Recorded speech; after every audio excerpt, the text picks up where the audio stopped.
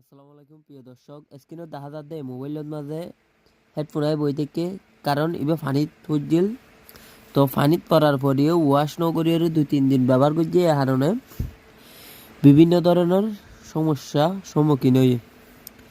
কারণ কল দিলে হতা বোঝা নযাইতো, আর গান শুনিলে সাউন্ড নোয়াইতো। ইয়ানোর কারণে খুব কষ্ট আছিল যা মোবাইল গ্রাহক আছিল।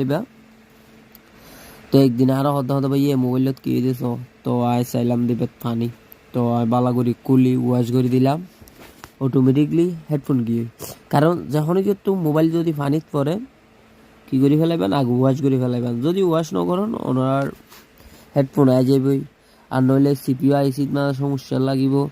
তো এনার কারণে মোবাইল মরে যায় ইটারে ডেট। তো এনার কারণে আগে মোবাইল ওয়াশ করে ফেলাইবেন। তো আমি ওয়াশ করার পরে এখন দেখিবেন যে মোবাইল দেখুন ওয়াশের কারণে মোবাইল ভালো গিয়ে হেডফোন গিয়ে একটু শোন, এই যে হেডফোন গিয়ে